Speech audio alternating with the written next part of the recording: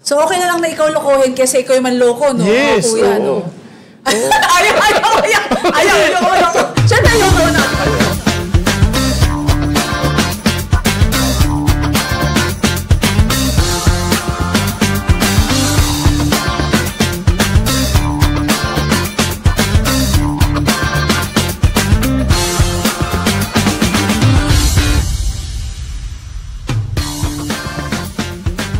Kamusta po? Pinagpalang araw, gabi, tanghali, kahit ano po. Basta pinagpala po bawat isa.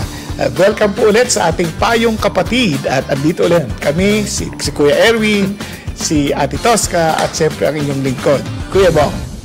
Yay! Mga kuya, alam niyo po, isa pong pinagpapasalamat ko talaga na ang ating mga kapatid ay talagang nagtitiwala ho sa programang ito patungkol po sa kanilang, alam niyo na, mga challenges sa buhay. Yes. Praise God.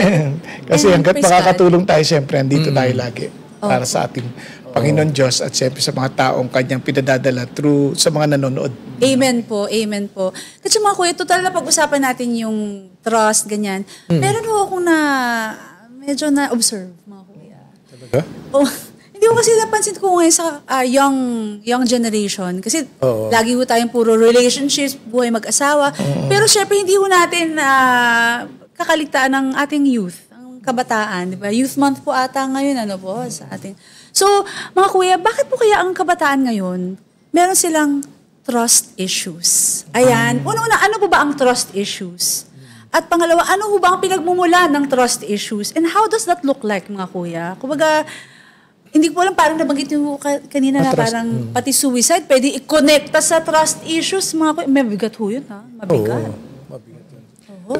Parang andaling parang madali sigurong magduda, madali silang mawala ng tiwala. Siguro sinasabi mo, kunyari, pagka parang totoo ba itong sinasabi na ito, yung mga ganyan, di ba?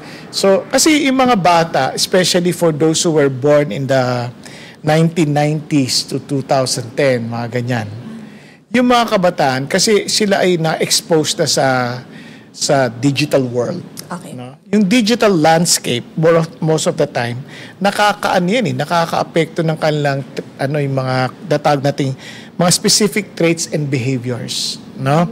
Unang-una, nagkakaroon sila experiences like cyberbullying. Ay, yan, siyempre, iba rin yun. No? Nagkakaroon sila at mga tinatawag na curated realities. No? So, pag nakaka-experience sila ng mga misinformations, so ngayon, hindi mo na alam kung anong pagtitiwalaan mo. Kasi lalo na sa digital world, yung mga, kala mo video pinutol, kinat. Tapos, kunyari, if you are somehow sobrang bilib ka sa tao na to, tapos bigla makakita ka ng video, pinutol lang.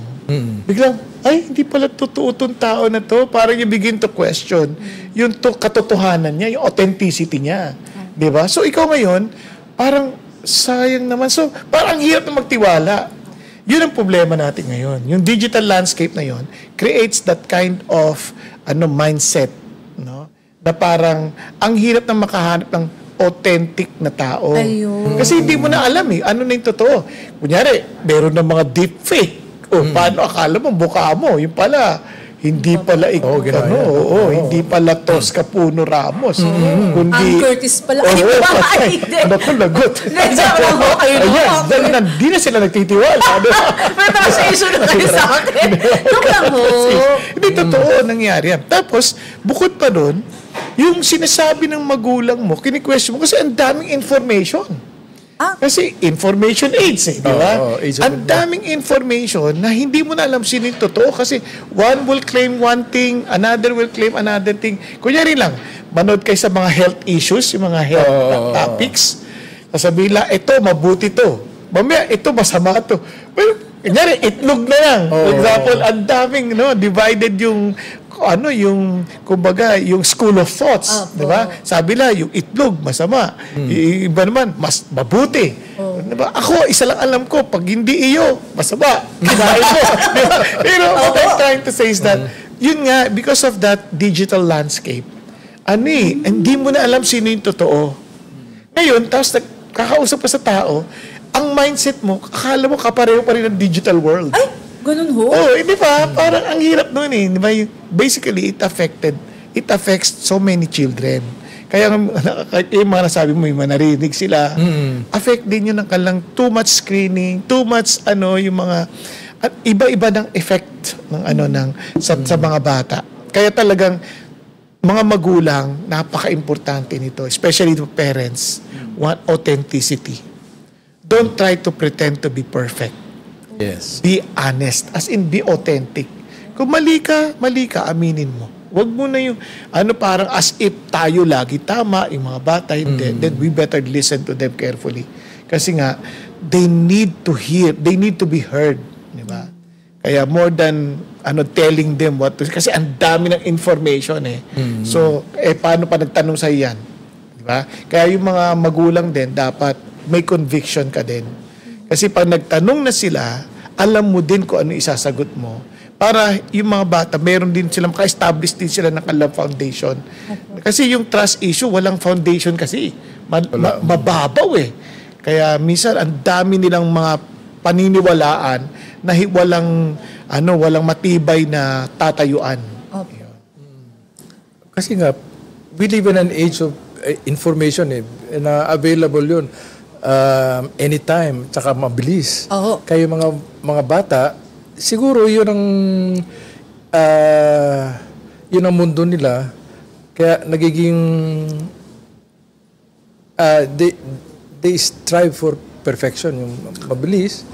Tapos bukod dyan, meron ideal, tapos sensitive pa sila because there's not too much relationship involved sa mga puro sila mga gadgets eh. Mababaw ang social life. So madali silang masaktan, madali silang ma-disappoint. Once you're disappointed, na yan, it will affect your trust on other people. Yun ang struggle nila. Saka sometimes they would believe yung digital more than anybody. Kasi parang feeling lang yung digital mas tama eh. Kasi mas maraming resources eh. Kaya nga nakakatakot, di ba? Mayroong ilang mga laro or app na sila pa nagtuturo para paano magpakamatay o naniniwala sila. Meron po mga bata naniniwala sila. Ngayon, pag ikaw nagsalita, mas paniniwala ko dito, mas maraming alam to. Kasi digital to eh. Mga kuya, ito pong tanong ko. Sige. Bakit po tayo dumating sa panahon na ang mga kabataan mas naniniwala pa sa computer o sa internet kaysa sa magulang nila? Ano ho kaya ang rason yan? Kasi minsan, mas magaling talaga yung computer. Ang daming alam eh.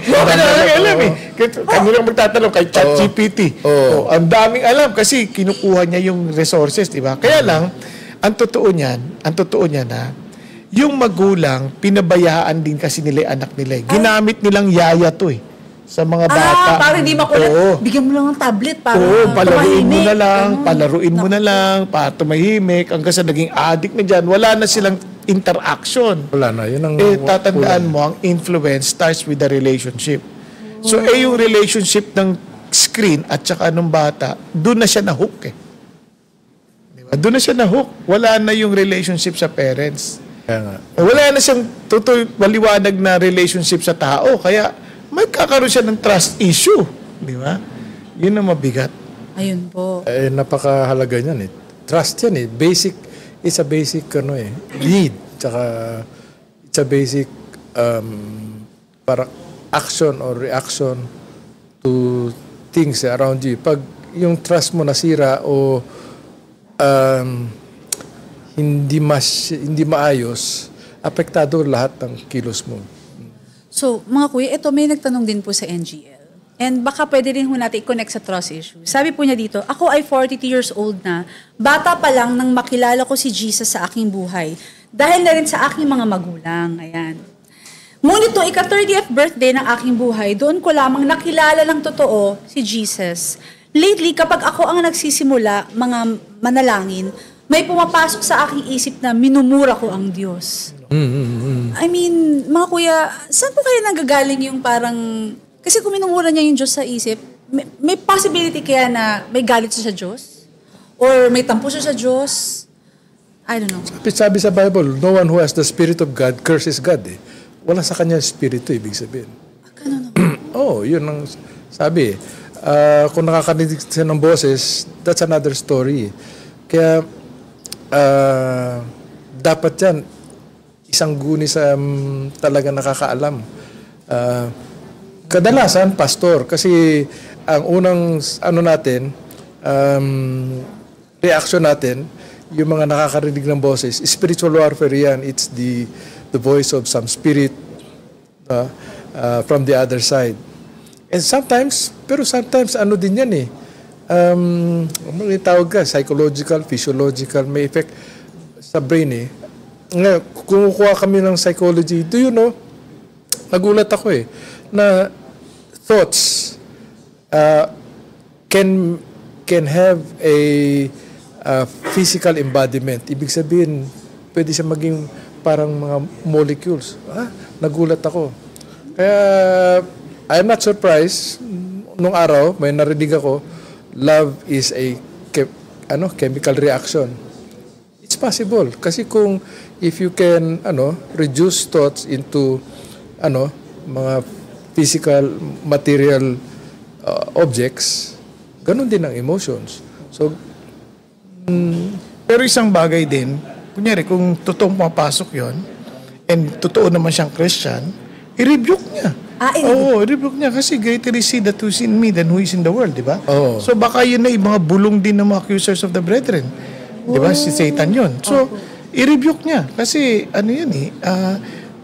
pwedeng spiritual warfare yun. Reality ng spiritual warfare yun.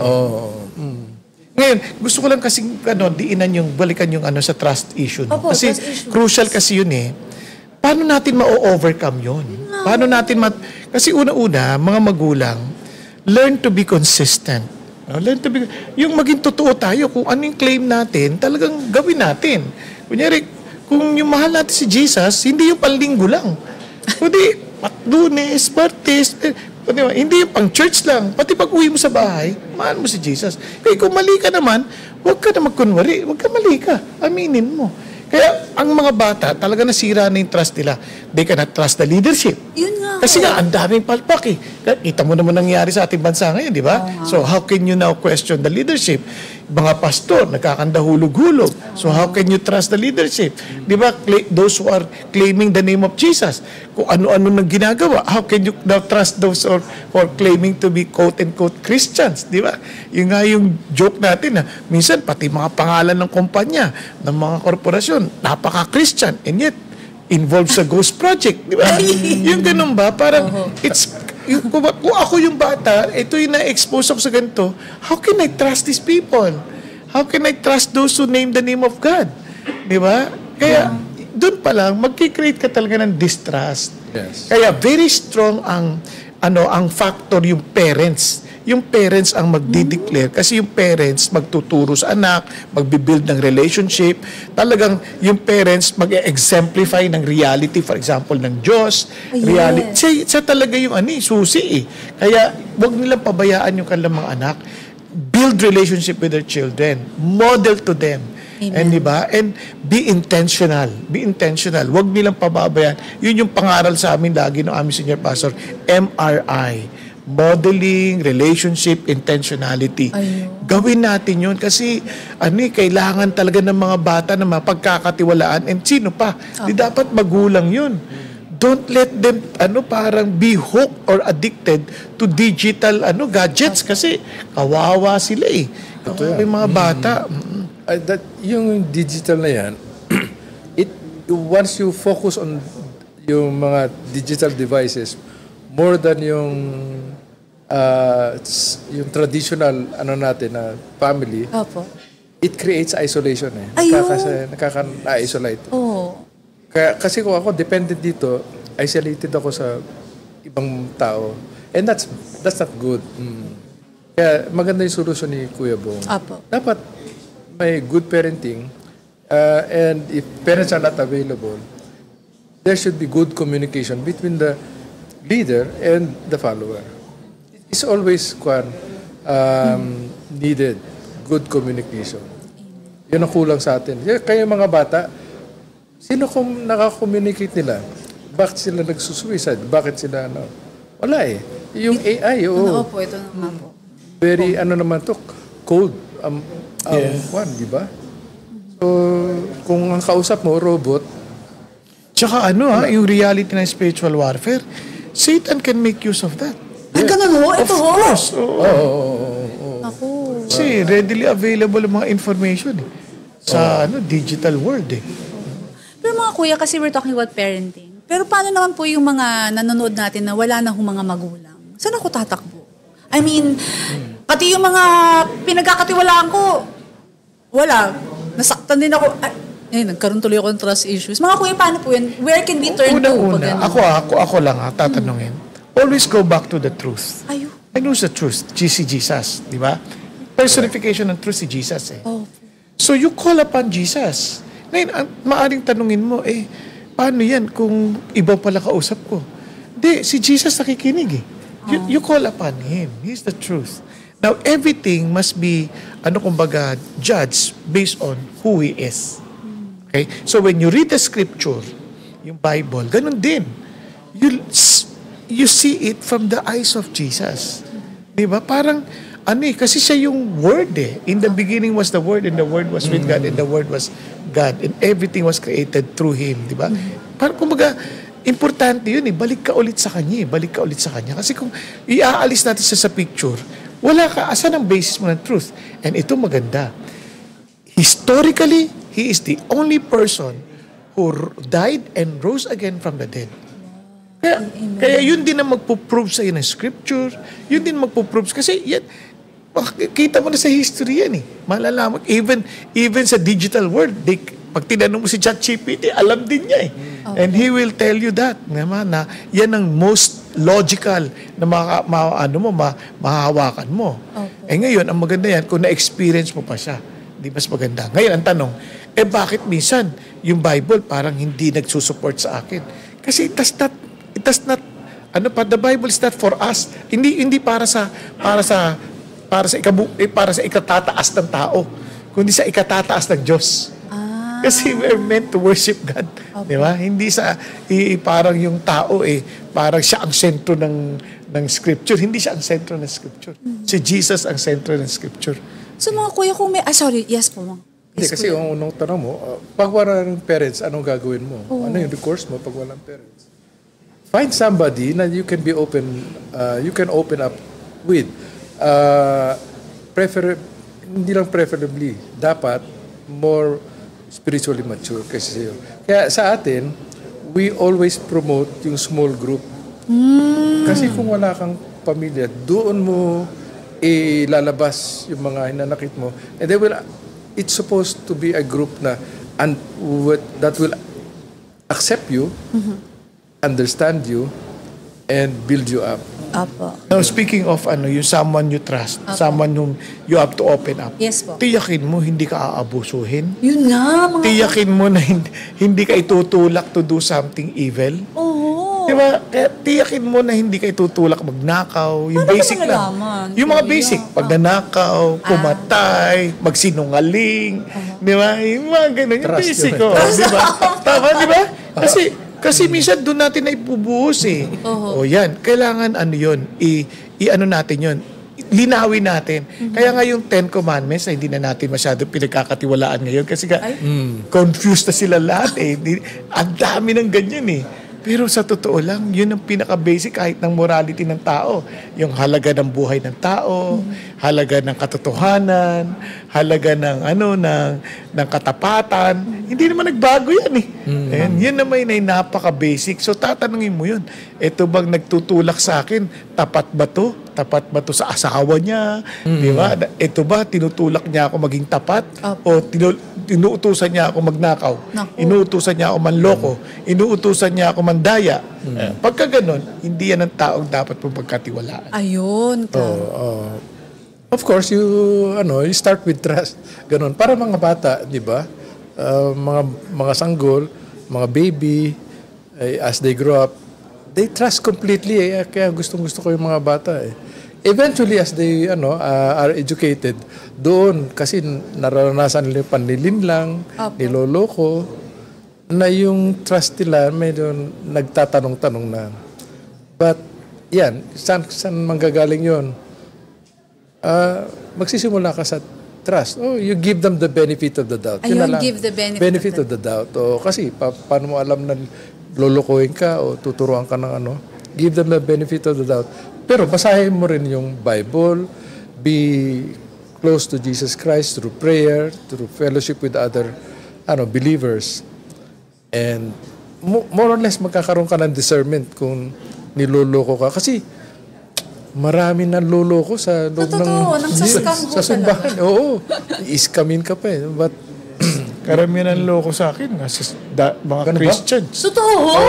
Grabe ho. Claiming to be Christian. Claiming to be Christian. Siyempre, kaya hindi ko talagang claiming talaga sila eh. Claiming. They were even, para naglilid pa ng mga D-group eh. Totoo? Oo, siya nakaranas nun. Kaya umalis siya sa akin eh.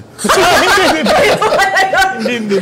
Pero kuya, kasi dami ko na naman kinukwento. Kasi may time po kasi na parang feeling ko, wala lang mapagkatiwalaan. Sa mga nanonood po sa atin na hindi na ho talaga, wala na hong kakayanang magtiwala talaga. Kumbaga lahat na lang pinag-iisipan na ito, lulukoyin. How can I start again mga kuya? Nakakapagod yung ganung buhay na parang wala ka nang mapagkakatiwalaan talaga. Hindi kasi sa atin, tumitingin tayo sa tao eh, na mapagkakatiwalaan ba ito? Hindi. Alam mo, sabi nga ng ating senior pastor, turn to your neighbor, tell them, you will disappoint me, I will disappoint you. Totoo naman we will disappoint each other. So, hindi tayo dapat tumingin sa mga tao lang. Tumingin tayo sa we look at the God behind the person. Oh, the God behind the person. Tsaka instead of looking for people to be trusted, be trustworthy. Yung ganun. Ikaw muna, maging trustworthy ka. Kasi sa totoo lang, maloko ka man ng tao dahil ang Diyos naman ay tapat, no? Hindi ka naman lugi. Hindi ka naman mawawalan kasi kunyari naloko ng pera, mababalik naman yun. Mahanap mo. Basta wag sira yung karakter mo. Yung karakter mo, kikita ka naman ulit eh. Pero yung nanloko, mawawalan na lang yun. Mawawalan na lang yun. Lalabas din yung katotohanan sa araw. So okay na lang na ikaw lokohin kasi ikaw yung manloko, no? Yes. Kuya, no? Ayaw. Siyempre ayaw naman natin manloko, no? Ayaw natin manloko. Pero ito lang, pag naloko na minsan, natututo ka naman over time. That's a tuition fee. You may have lost something, pero tuition fee yun. Napakamahal na tuition fee. Mahal naman yun Mag-aral ka, talagang naman mahal naman talaga eh. Totoo yun. Lahat tayo naloko na, hindi ba? So, may experience na tayo tungkol dyan. Kaya naman, yung natutunan ko, para hindi ka masyado magastusan, i-share ko din sa'yo. Ayun. So, itong mga payo na to. Ayan. Ito simple lang. Kunyari, sa mga nag-aalok ng negosyo. Alam mo ba kung bakit mahirap pag Christian to Christian? Bakit ho? Kasi Christian, may tiwala ka supposedly. So, nakababa lahat ang radar mo. So, yung usual na, yung way of protecting yourself. Kontrata, yung mga ganun. Hindi mo Naku. ginagawa kasi kapatid ko ito eh. Diba? Pero yun ang manloloko sa'yo madalas. And you're not even protecting the person also. Would you believe? Minsan, sa kagustuhan ko lang mawin yung tao, alam ko maloloko ko eh. Pinapabayaan mo na. Pinabayaan nyo na lang ho? Kasi gusto ko sana sa mawin eh. Wala ako nagoyo. So, hindi po siya advisable? Hindi pa rin. Parang, in other words, never allow yourself to put down your raiders. So, poprotektahan nyo rin po siya na magkasala? Kaya sabi ng Bible, be wise as serpent and meek as dove. Ayun. And mo sa tagal ko na ito, naloko pa ako marami. Grabe. Pero sa akin, hindi na ako nainis. Kasi una, nainis ako kasi parang ako pa ang naisahan. Pero sa totoo lang, wag ka na. Talagang egot ka rin ng konti. May pagka-egot ka rin minsan. Kaya aminin mo na you are not all-knowing. You are not all-knowing. So, minsan maloloko ka. And minsan, sa totoo lang, out of your own personal greed kaya ka naloloko eh. Dahil may greed ka rin eh. Diba? Gusto mo ng madaling buhay na kikita ka, na wala kang gagawin. Yan, madalas dyan nakakaloko yan. Nakakaloko. Kaya, be honest.